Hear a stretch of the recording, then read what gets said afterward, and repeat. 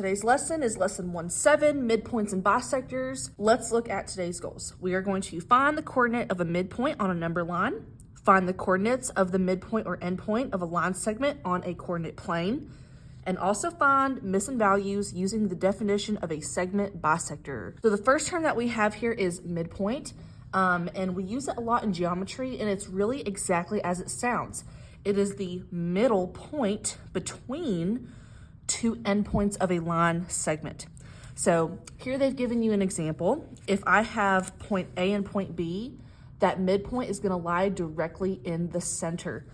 Because it's directly in the center, I know from one endpoint to the midpoint, that should be equal distant from the other endpoint to that midpoint as well. That is what midpoints do. Midpoints create two equal halves. All right, let's look at example 1. We are starting with finding midpoints on a number line, asking what is the midpoint from X to Z? They've given you an equation here, okay? We'll use that first, and then we'll also talk about another strategy that might be a bit easier. So the formula says x1 plus x2 divided by 2. So what we're really doing, we are taking our two endpoints, adding them together and dividing by 2. And really we're finding the average of those 2 points. So that is how they got 8 and -3. One of our endpoints is 8. The other is -3. We are adding. So 8 plus a -3, that is going to be 5 over 2. Our decimal is going to be 2.5. And that is our answer. Now, to double check, okay, we know that 2.5 should be in the exact center, and there should be equal distances on both sides of that midpoint. So if I go ahead and plot, I'm at 2 and then 1/2 right there. To double check myself, I can count on the left side of that midpoint and the right side and make sure they equal. So on the left side here, we have 1, 2, 3, 4, 5.5 units. And on the right side, we have 1, 2, 3, 4, 5.5 units as well. So we know that we definitely have the correct answer. You turn the page, go ahead and try that check yourself, and we will see how you do. Okay, so if you use the previous example to help you, you should have added your 2 points together, 7 and -5. 7 plus -5 is going to give you a +2, and 2 divided by 2 is 1. So your midpoint should lie at point 1, and we'll call that point M for midpoint. All right, awesome. Let's go on to example 2. So we are specifically looking at this image. The word problem says a pony works at a vintage clothes store. She wants to hang a new sign so it is centered above the dressing room doors. Given that the dressing room doors have the same width, find the point along the wall that a pony should hang the new sign. Okay, so if we look at our picture, imagine having a number line underneath, and imagine having all of the units marked. Now, here in this picture, we have 7.5 and then 13.5. And while that does not look exactly like the number lines we've seen before, that still indicates how many units over this point is. And so if that is 7.5 units over, that point there is 7.5. And then this point here at the end of the doors is 13.5. So we're still using the same formula, which you see here. And that's how they're adding 7.5 plus 13.5. And using that midpoint formula, you're going to combine those and divide by 2. 7.5 and 13.5 will give you a total of 21 over 2. And when you divide those to find your decimal, that is going to be about 10.5. So a pony should hang the sign 10.5 feet from the left side of the wall. Now, I really like this question here. It says, how else could a pony have located the midpoint? Well, I would have thought maybe, okay, from one end to the door to the other, let's figure out that distance. And then you know the midpoint should lie exactly in the middle of that distance you find. So again, if we think back to distance, we would always take our 2 points, subtract them, and take its absolute value. So from one end of the door to the other, that would be the absolute value of 7.5, take away 13.5, which is a -6, so that would turn positive. And you know the midpoint should lie halfway between that. So if the total distance is 6, half of 6 would be 3. So I know 3 units from that point is going to be where my midpoint is. Well, I know that's over 7.5. So if I add 3 more points, that's where my midpoint is going to lie. And if you notice, 7.5 plus 3 actually gives you 10.5, which we got originally. All right, as usual, guys, pause the video, try the check really quickly, and we will see how you do.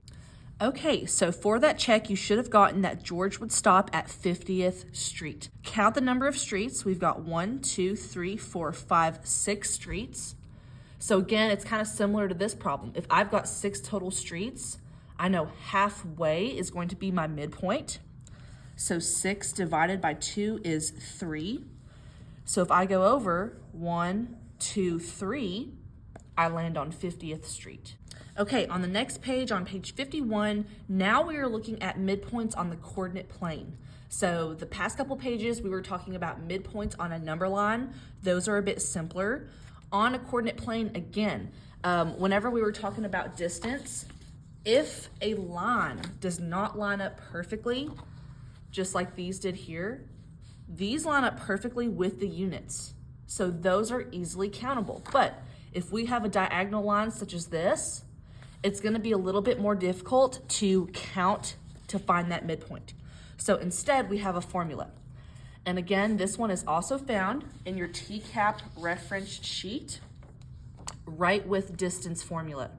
So there's no need to memorize it, but keep in mind, it will always be there for you on your end of course test. So we talked about midpoints and what exactly they represented. They represented a point exactly in the middle. And so when you're given a bunch of different coordinates and you want to find one coordinate that's exactly in the middle, you are actually finding the average between one coordinate to the next. So let's look at example 3. It says find the coordinate of M, the midpoint of AB, if A is at -2, 1, and B is at 8, 3. Here, they've laid out the midpoint formula. You've got your X values of -2 and 8. Notice here, they've added them together, divided by 2. And then you are going to take your Y values. So 1 and 3. And again, they've added them together, divided by 2.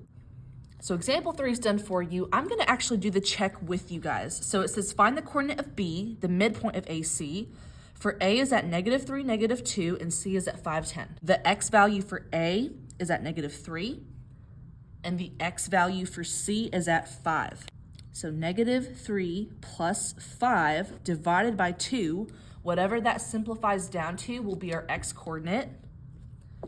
And now let's do the same for our Y values. So -2 and 10 are those 2 Y coordinates. So here we just have to simplify. -3 and 5, that is going to be a +2.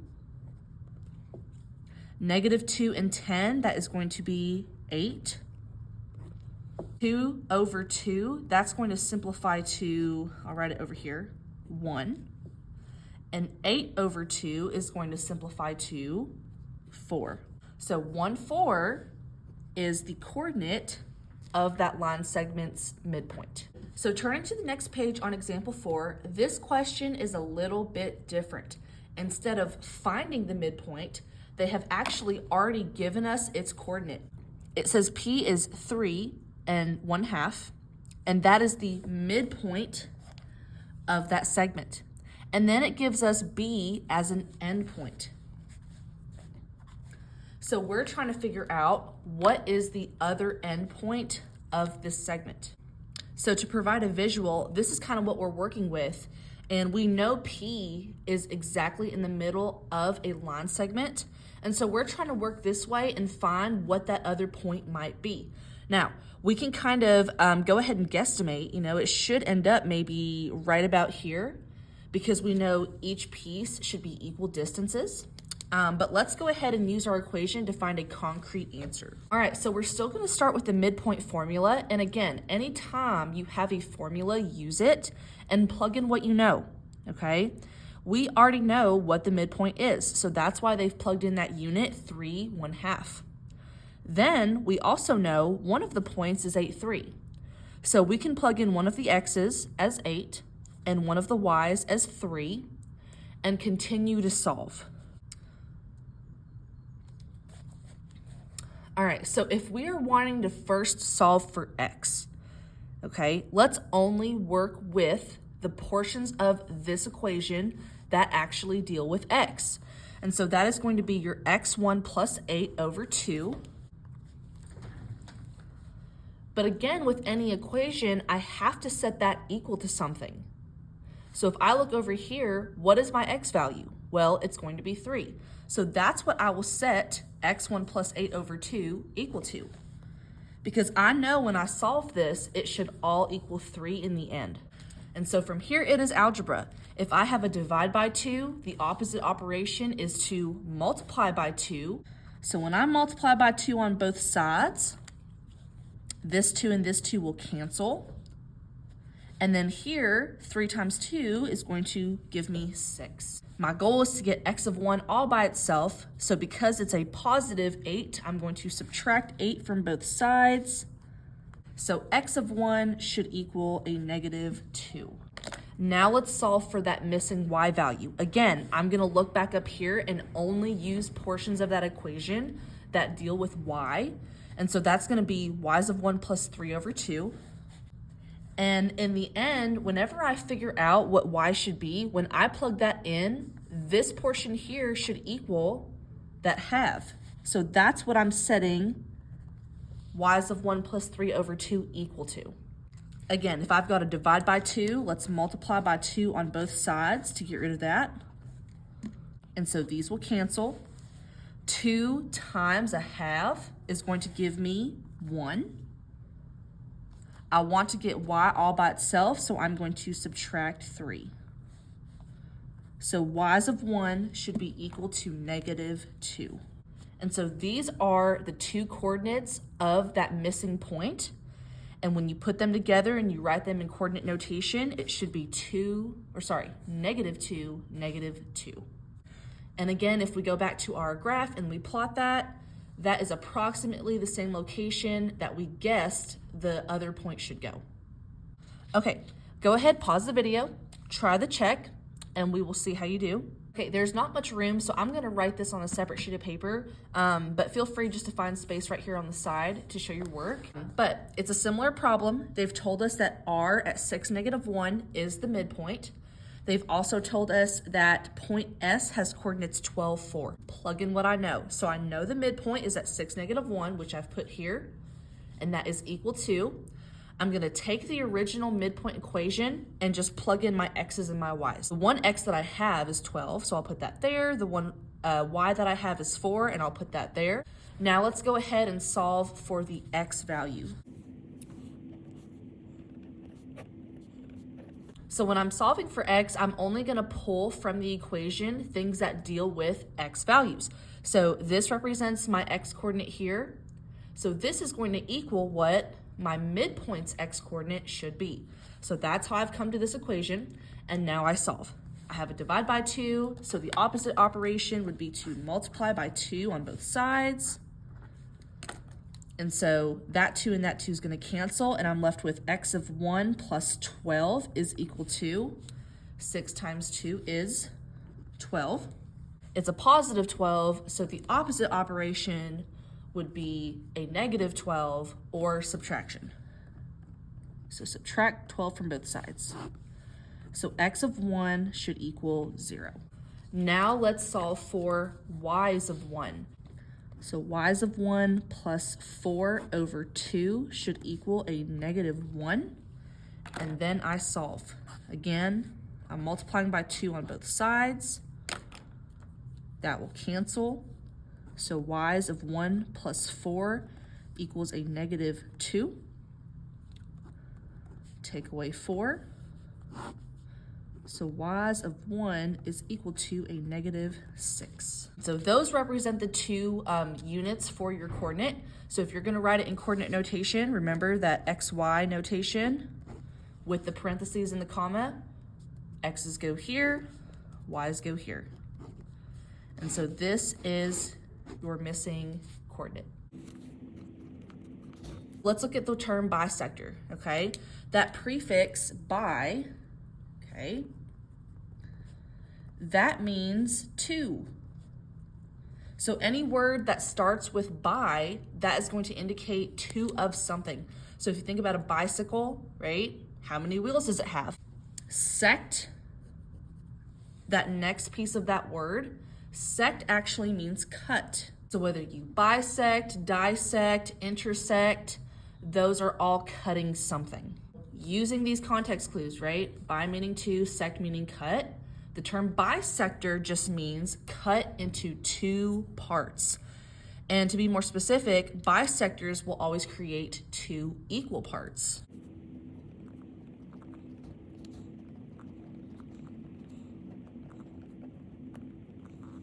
And so the reason why midpoints and bisectors are connected is because midpoints actually bisect the lines on which they are on. Again, we talked about midpoints are exactly in the middle, and because of that, they create the two equal halves. So let's look at example 5. It says, find the measure of RT if T is the midpoint. So because we are given that information, T is the midpoint, I know, okay, this whole line is bisected. Because I know they're bisected, I know that the two halves are going to be the same. So it says here, because T is the midpoint, RT is equal to TQ. So if you want to, remember those congruence markings. They are equal parts. And so since we know they are equal parts, we can use whatever expression they have there and set those equal as well to solve for x. And they've actually already done that there for you. Because example 5 is actually already done for you, let's go to the check together and try that one out. So the check says, find the measure of RS if S is the midpoint of RT. Midpoints bisect lines. So because I know that's exactly in the middle, I know RS and ST should be equal measure. And because those segments are equal, I can set their expressions equal as well. I like to get x's on the left and numbers on the right. That's just my preference. So I'm going to subtract 6x. So that here will cancel. Then I'll be left with x minus 5 equals 4. It's a -5, so I'm going to add 5 to both sides. X equals 9. If I look at my answer choices, 9 is not a choice. All right? This is also something you have to keep in mind. Let's be careful about what it is we're actually finding. Here they said, find the measure of RS. What we found here was just that variable, aka that missing puzzle piece. And so because we know x is 9 now, if I want to figure out what the measure of RS is, I'm gonna have to take that x, plug it back into its expression. Do that down here. I know what x is, so I'm gonna plug it in. So 7 by 9 minus 5 should give us our final answer, which is 58. B. So again, guys, another note, if they ever ask for a measure of something, make sure to plug in the variable you find. On the side here, I wanted to pose another question. What if I wanted to figure out the measure of R to T? Okay, you could go about it a couple different ways. You could say to yourself, okay, I know what X is, so I can plug it in for the other piece and then combine those. That's perfectly fine. An easier way, however, if you know 1/2 is 58 and you want to know the total, simply double that number. 58 by 2 is going to be 116. When you guys turn the page on 54, example 6 is actually just what I was talking about. So if we're trying to find the measure of AC, which is the total segment, and we know B is the midpoint, we can still use that theory to first figure out what our X's are and then figure out the length. So let's do that. If we know B is the midpoint, we know AB and BC are equal measure, which they've told us here. and then we can plug in those expressions. So 5x minus 3, that's AB, that should be equal to your 2x plus 9.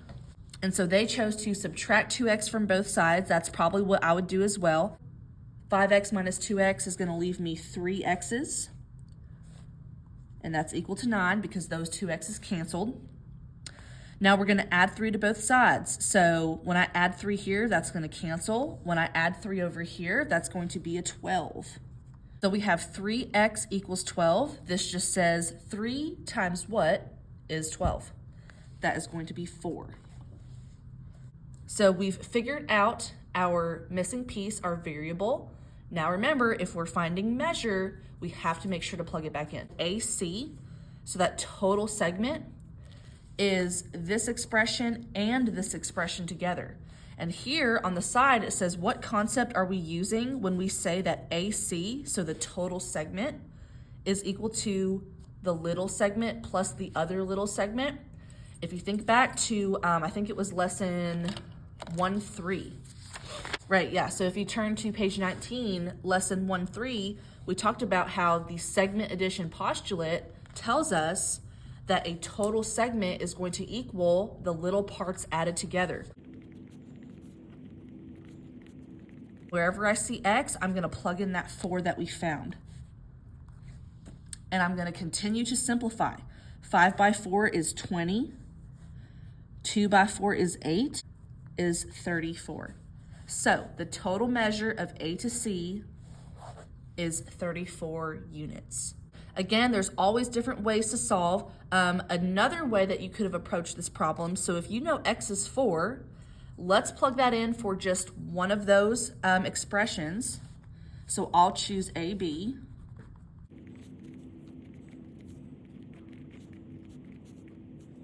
So when I plug that in, 5 times 4 is 20, 20 take away 3 is 17. If I know 17 is 1/2 of that segment, if I double that number, it's going to give me the total. And 17 by 2 is 34, which is what we got here as well. Pause the video, go ahead and try this very last check to make sure you have understanding, and we will see how you do. I've went ahead and set up the equation and started on that first part of finding the variable. Because it says B is the midpoint, I know B bisects that segment or cuts it in half. So I know that this piece and this piece are equal measures. So I've set them equal here. And then I continue to solve for that variable. So in the end, my variable was equal to -3/5. Now again, that is perfectly fine because variables can be negative. However, measures cannot be. So the original goal here is to find the measure of AC. So let's go ahead and plug in M for one of the pieces.